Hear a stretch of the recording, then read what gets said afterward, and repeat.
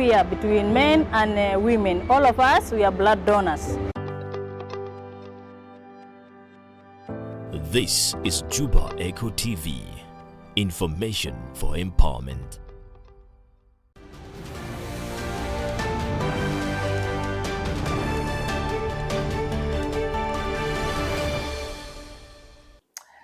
Hello and welcome to Juba Echo TV English News Hour with me, Juma Low Sunday. But first, the headlines. East Africa Community legislators passed 2024-2025 budget. UN welcomes the South Sudan's participation on sustainable development goals. And Uganda researchers use AI in disease detection. Now the news in detail.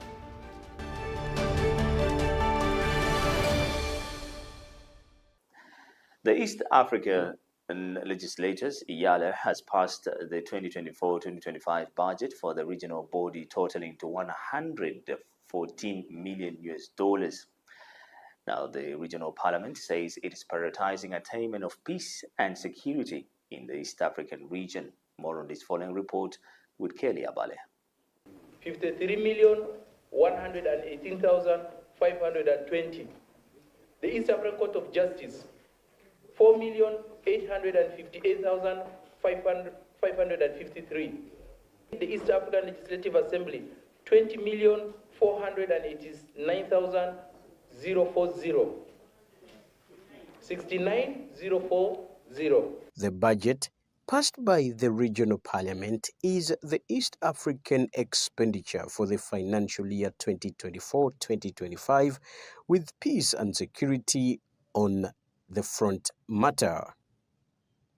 The legislators are hopeful this will cause a great impact to the 8 countries forming the East African community. A lot has been done by the East African community, and our communities are not aware. It is only us, the institutions in the East African community, and also some of our partner state institutions and organs that know about the integration agenda. The decision to admit Congo to the community meant the community inheriting insecurity burden that had engulfed the Eastern DRC for a long time. Although the DRC had continued to blame Rwanda for the conflict, the East African community leadership is said to have been silent on the issue of security in the region. Right Honourable Speaker, at the end of this year, we have not had the opportunity as a House, and as provided for, to be presented with a report of Council on foreign policy coordination, peace and security. This region is full of insecurity everywhere, that somehow we don't even see eye to eye. The conflict in the Eastern DRC is seen as one of the major threats to instability in the region. Where we last knew that some of our forces were being withdrawn, even after spending a lot of resources for it. East Africans spend money. Where is this African standby force? This House has not been given a status report on the peace and security situation in the Eastern Democratic Republic of Congo, and yet we invested substantial amounts of resources.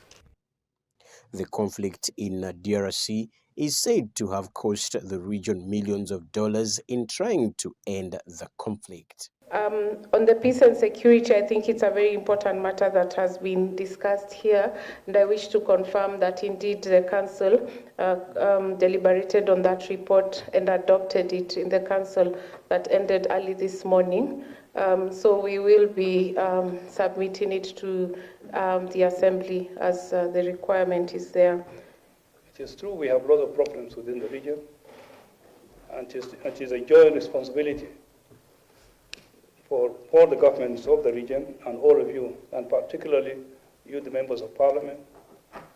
You have a very big role in trying to help us and to help the region to reduce the insecurity that is happening now in the region. In the budget for the upcoming financial year 2024-25, over 50% is seen to be allocated to the East African Secretariat for its oversight activities, being the accounting arm of the Assembly.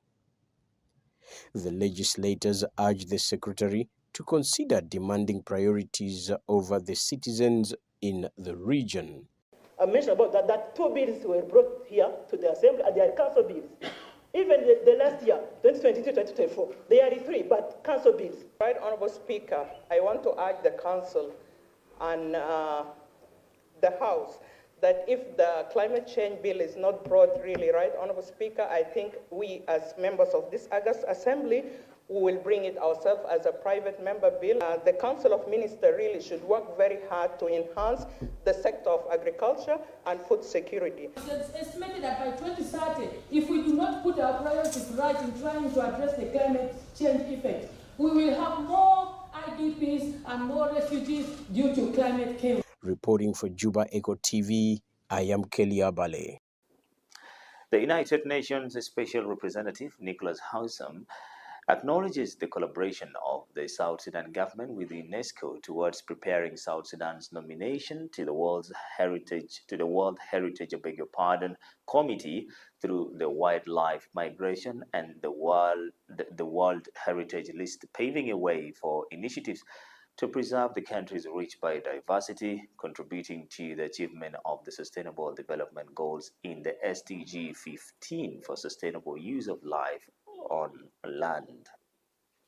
The United Nations family recognizes the transformative potential of South Sudan's wildlife, including as an anchor for a viable tourist sector. It could significantly contribute to non-oil revenue, and if there is an enabling environment of peace and stability and prudent stewardship of this precious natural resource. We therefore encourage the government to open doors for partnerships in its conservation efforts and in building the foundations of a sustainable tourist industry. For this venture to be successful, it is critical for communities to feel ownership of and to benefit from this public good, particularly through access to employment and livelihoods, and for the government to play a role through public sector investments. I want to acknowledge the close collaboration between the government of South Sudan and UNESCO to prepare South Sudan's nomination to the World Heritage Committee. This will pave the way for initiatives to preserve the country's rich biodiversity and contribute to the achievement of the Sustainable Development Goals, in particular SDG 15, for the sustainable use of life on land, sustaining, conserving and preserving the country's rich biodiversity and natural heritage, and in generating revenues and livelihoods for local communities. The Minister of Justice and Constitutional Affairs has presented before the Parliament the International Convention Against Illicit Trafficking in Narcotic Drugs and Psychotropic Substances of the 1988 for deliberation. Now, the convention centered at providing legal mechanisms for enforcement, a comprehensive measure against drug trafficking, money laundering, and diversion of precursors, so chemicals. Now, the International Convention is aimed at combating drug trafficking globally and also provides a comprehensive framework for cooperation among nations to address the challenges posed by illicit drug trade and related activities. The United Nations Convention Against Illicit Traffic in Narcotic Drugs and Psychotropic Substances, 1988, is one of 3 major drug control treaties currently in force. It provides additional legal mechanisms for enforcement. It also provides for comprehensive measures against drug trafficking, including provisions against money laundering and the diversion of precursors chemicals. It provides for international cooperation through, for example, extradition of drug traffickers, controlled deliveries, and transfer of proceedings. The purpose of this convention is to promote cooperation among the parties so that they may address more effectively the various aspects of illicit traffic in narcotic drugs and psychotropic substances having an international dimension.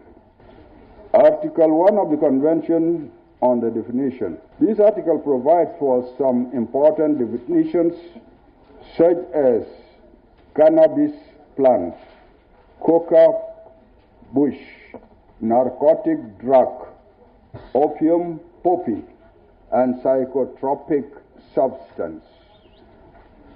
Article 2 of the Convention on Scope of the Convention. This article provides for the purpose of this convention, which is to promote cooperation among the parties so that they may address more effectively the various aspects of illicit traffic in narcotic drugs and psychotropic substances, having an international dimension. In carrying out their obligations under the convention, the parties shall take necessary measures, including legislative and administrative measures, in conformity with the fundamental provisions of their respective domestic legislative systems and consistent with the principles of sovereign equality and territorial integrity of states and that of non-intervention in the domestic affairs of other states. By ratifying the convention, South Sudan needs to adopt a series of crime control measures as may be necessary to establish as criminal offenses under its domestic law, to the eradication of illicit cultivation of plants containing narcotic and psychotropic substances, and to the elimination of illicit demand for narcotic drugs and psychotropic substances. The convention will require amendment of Penal Code Act, Criminal Procedure Act, and other related laws. In conclusion, Right Honorable Speaker, deputies and honorable members of the August House, in the light of the foregoing, I hereby respectfully submit the United Nations Convention Against Illicit Traffic in Narcotic Drugs and Psychotropic Substances 1988 to you after its approval by the National Council of Ministers, resolution number 26/2024, in its regular meeting number 5, 2024, held on Friday, 5th April 2024, to you for deliberations and ratification. You're watching Juba Echo TV English News Hour. Civil society activist is calling on the presidency to come out to clear the ongoing rumors on the pending announcement on the status of the December elections. According to reports that circulated on social media, over the weekend, indicated the high-level committee would on Monday announce whether December elections will be held. Now, however, Edmond Nyakani, the Executive Director of Community Empowerment for Progress Organization, SEPO, says this news has caused a dilemma within the citizens. Edmond Nyakani says the presidency should come out and clear such dilemmas by assuring the country on whether elections will be held in December or not. We are aware that 24 months is closer for expiration, which is 6 months to go or 7 months to go from today.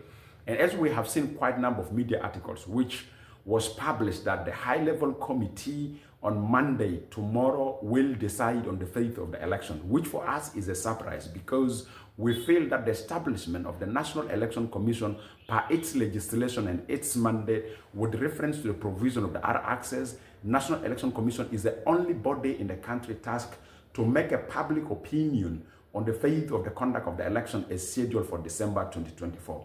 We are also aware that soon the National Election Commission leadership may speak to the nation on their preparation for the election as scheduled for December 2024, whether it's going to happen or not.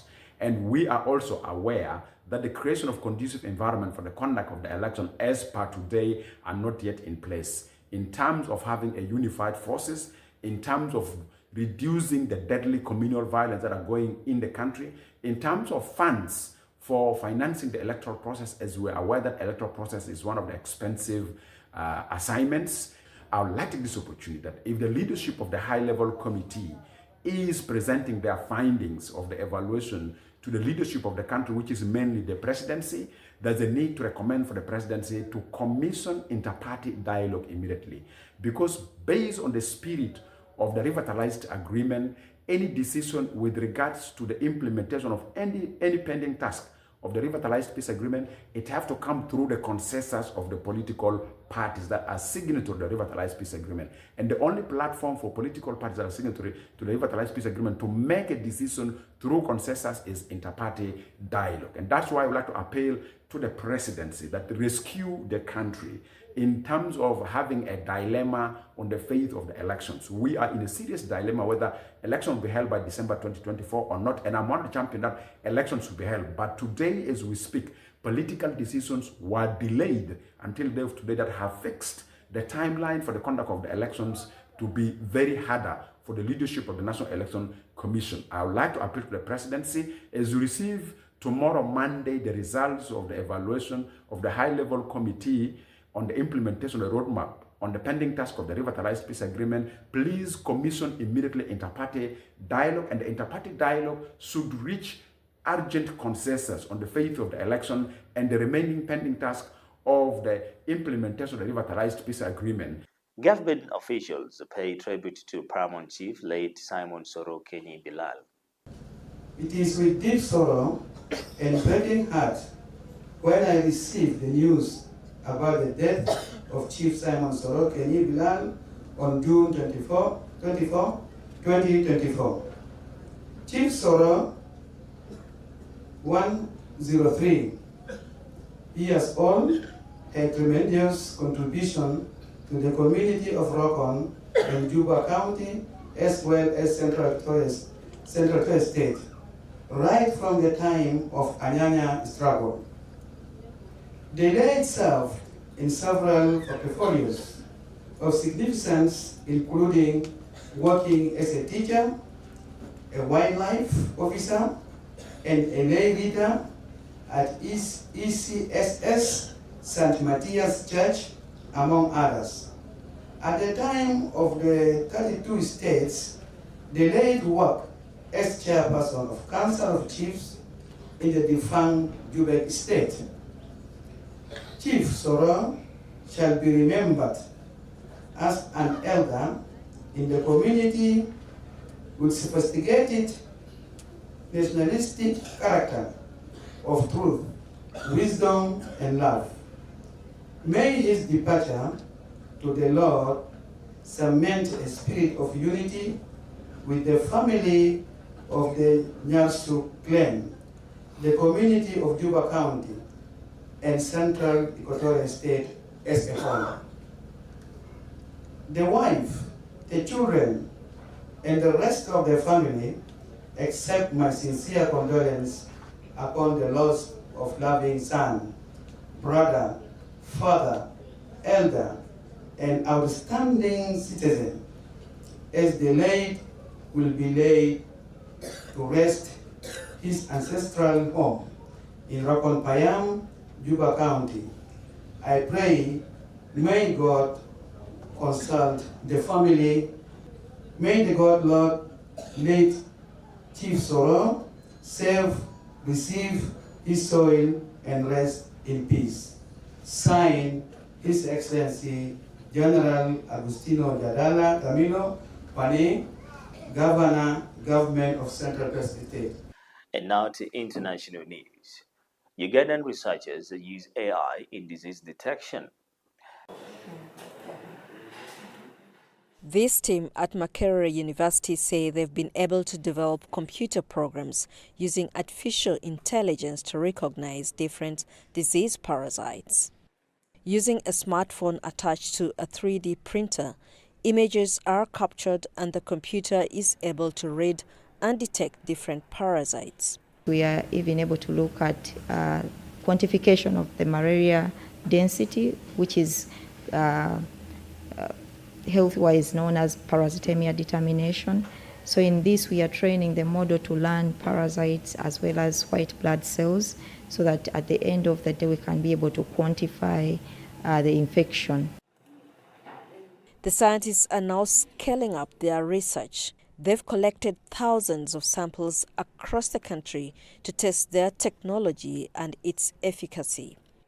Students here are demonstrating the potential of artificial intelligence in detecting a number of diseases.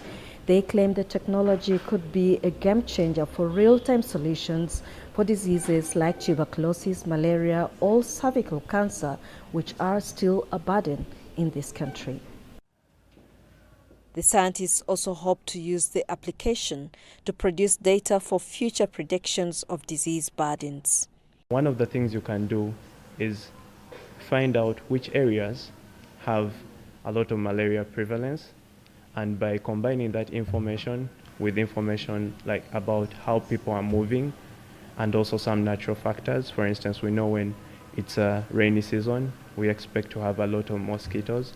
So there are machine learning techniques that can enable us to utilize all that information and build predictive models that can actually tell you how many cases of malaria are most likely to be expected in the future. Experts from Mulago Hospital are supporting the team to advance and improve their technology. Diagnosis through the traditional microscopic methods is time-consuming, and with a workforce crisis in health facilities, it's hoped artificial intelligence can produce a quick turnaround for results, reducing waiting time in hospital with just a click. Tanzania faces domestic beef shortage as export rises. For Eric Gerald and his customers at the Wafaida Butchery in Dar es Salaam, these are times of tough choices and changing tastes. He grapples with procuring quality beef at reasonable prices while maintaining his price so his customers can still afford beef. It's due to these holidays that require the slaughter of cows. So when there is demand in those countries like the Comoros, that has created a scarcity. Cows used to be sold at 1.5 million shillings. Now you buy at 1.8 million. And it's hard to get a good one. Despite just the price being high, quality is hard to get. Data from the Tanzanian Meat Board shows a surge in beef exports, which earned the government revenue worth just over $56 million from almost 14,000 tons in April. The state-owned entity has projected up to 16,500 tons worth $68 million in 2024. While this is good for Tanzania's forex earning, local markets are feeling the pinch. So Tanzania, due to the number of animals that are in the country, has now started businesses have started developing, abattoirs have started opening up that are now export rated and have now started sending meat across to the countries I've just mentioned in the Middle East, Egypt, Comoros, and due to the population increase, the population boom, if you want to call it that, in the world, and there's a lot of people to feed, and protein is important. So yeah. It has caused quite a vacuum, I would say, and yeah, there's quite a lot of meat leaving the country. For households, the impact is felt with each bite, reducing access to essential proteins and forcing dietary changes. Now, we eat it just once a month, maybe just half or a quarter kilo, just so we can say we ate meat. But life is now harder. Chicken is hot and beef prices are just as hot. We now just eat vegetables. Experts advise more subsidies for local butchers, investment in animal health, and breeding programs to increase supplies sustainably, as well as reevaluating export policies to balance between lucrative overseas markets and domestic needs.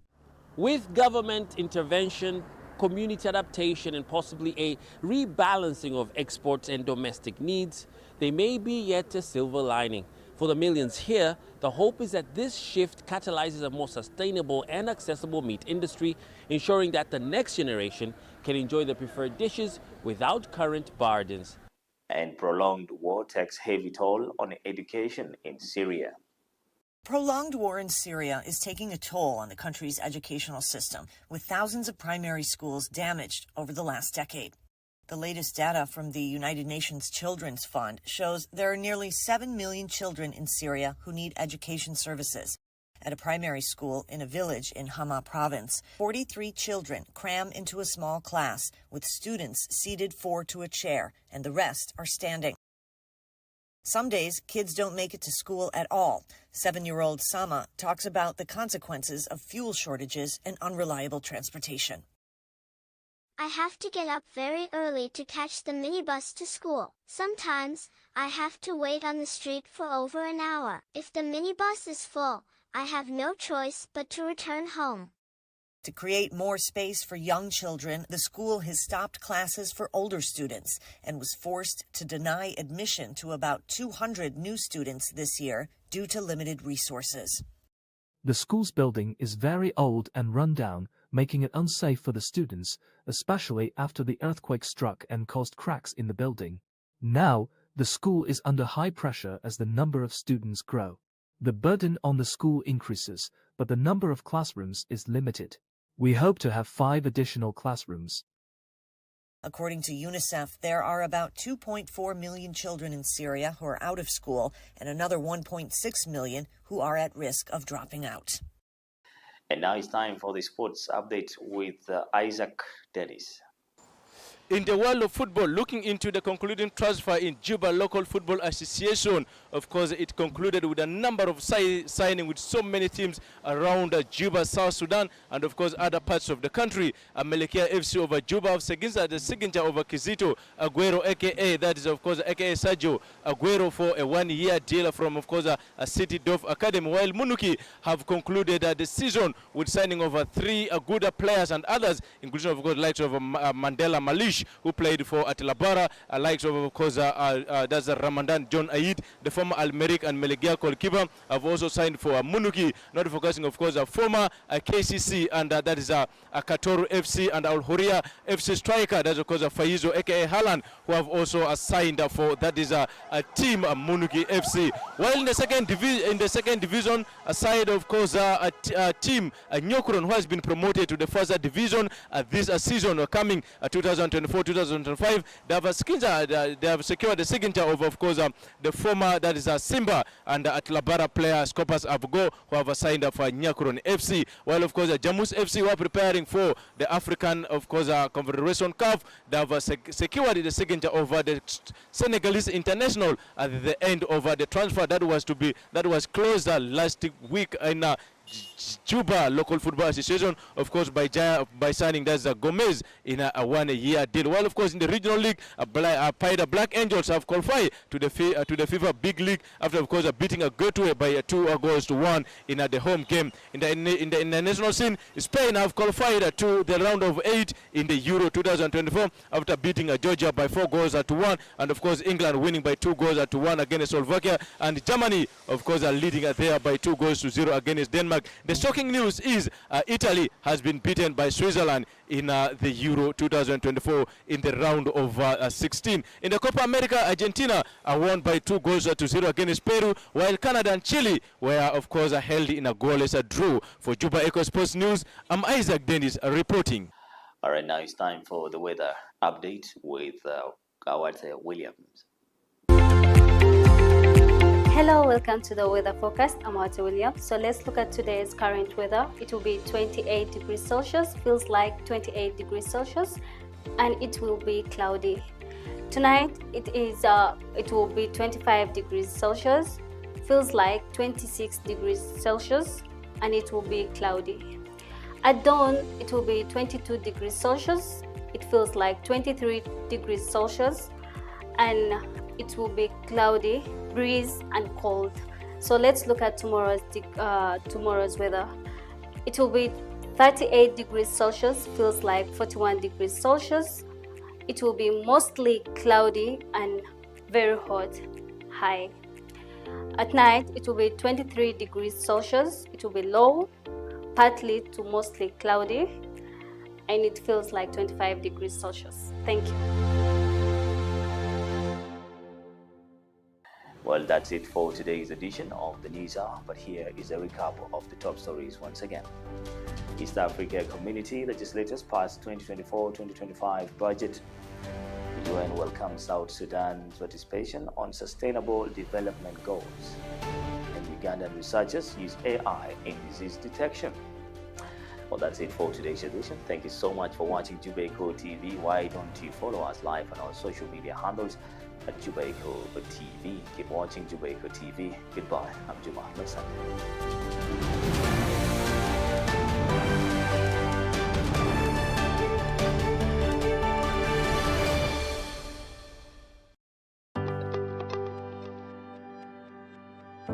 This is Juba Echo TV. Information for empowerment.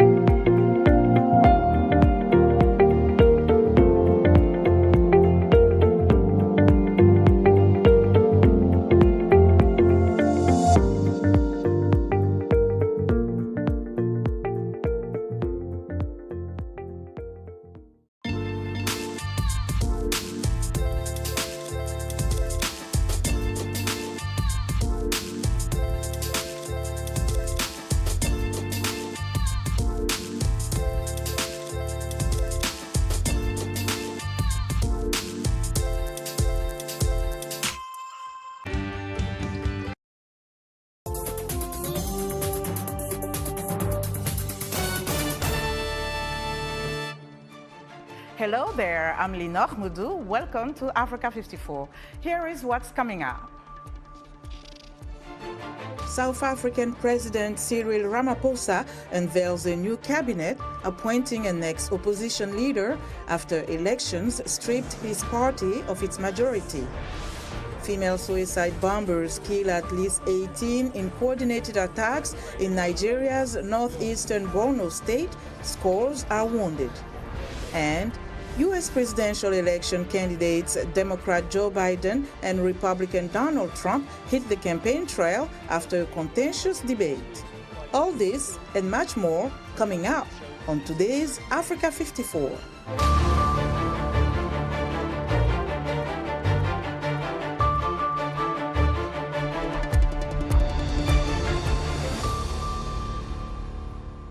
South Africans are expressing mixed reactions on Monday following the announcement of the new cabinet by President Cyril Ramaphosa. The new cabinet includes former opposition leader John Steenhuisen of the Democratic Alliance as the Minister of Agriculture. The cabinet announcement comes as a result of the African National Congress partnering with rival parties to maintain power after losing its majority for the first time in 3 decades. Ongama Mtimka, a political analyst, explains Ramaphosa's predicament. There is also an interesting gambit that the president has played with the Department of Agriculture, Land Reform and Rural Development. If he had given John Steenhuisen that portfolio without splitting it, it would have fallen into that, sellout theme that his opponents in the ANC have been using to label him. However, he's now craftily separated land reform and rural development from agriculture, and in fact gave land reform to the PAC, a historic campaigner for land rights for Black people. And in doing so, he's managed, in my view, to quell the storm as far as, the characterization of his project as a sellout project. The cabinet announcement saw Enoch Godongwana retain his role as finance minister, with Ronald Lamola taking over international relations and cooperation, replacing Naledi Pandor. Gwede Montashe remained as the Minister of Mineral and Petroleum Resources, although energy was removed from his portfolio. For a comprehensive perspective on the current political situation in South Africa, VOA's Paul Ndiho spoke with Maropeng Mpia, an experienced advocate and political and social commentator based in Johannesburg. It's very complex in the sense that my feeling is, even if things are seen to be going good, the likelihood is that the majority of South Africans will wake up 5 years, 10 years later with almost every policy, every law that was meant to empower them being varied, changed to their detriment. But outwardly, the perception would be that South Africa is performing well because it needs to project itself that so-called unity works. But in reality, if we couldn't unite to solve basic problems that affect the majority before, what makes us think now will be an opportune time? I don't think that is the case, and I think it's politics at play here. If you were to put yourself in their position, what would you have done differently? Because the results did not go in their favor. You and I have talked previously about what this means going forward. What's your assessment on the new coalition government? Some people have said no, it's not a government of unity. It's basically just a coalition between the DA and the ANC. Our President Ramaphosa, last night told us the cabinet. The DA has 6 ministers, 6 deputy ministers in some of the key portfolios. To be quite honest, Paul, with you, this coalition, it's a coalition of the DA and the ANC, and they're hoping that they will appease the market by including the DA, and the black masses will be appeased through the ANC. You bring up a very interesting point there. You talk about how this government of national unity is just something for sure. The two, of course, have ideological differences. And I'm just curious to know how they are going to figure out how to forge this new marriage of convenience going forward. Now you have exactly diametrically opposed organizations saying that we are going to come together and deliver services to the people. But in South Africa, we have racialized politics. So it's not capitalism because you believe in capitalism, or just socialism because you believe in socialism, but all of them are hinged on global politics. Russia, ANC, America, DA, and white, black, right? So it's not just about coming together. It's about identity. It's about race. It's about everything else in between in terms of nation building. Therefore, I don't see how both this organization, even with their best attempts, they can arrive at a situation where they govern, and they govern effectively for the benefit of the people. Maropeng Mpia is a Johannesburg-based advocate and political and social commentator. At least 18 people were killed and many more injured after attacks by suspected suicide bombers in Nigeria's northeastern Borno state on Saturday, according to the head of the local state emergency management agency. At present, no one has claimed responsibility for the attacks in Gwoza town. Victims of the multiple attacks are currently receiving treatment at the State Specialist Hospital in Maiduguri. Borno is at the center of a 15-year Islamic insurgency that has killed thousands of people. Although the Nigerian military has degraded the capabilities of the militants, they still carry out deadly attacks against civilians and security targets.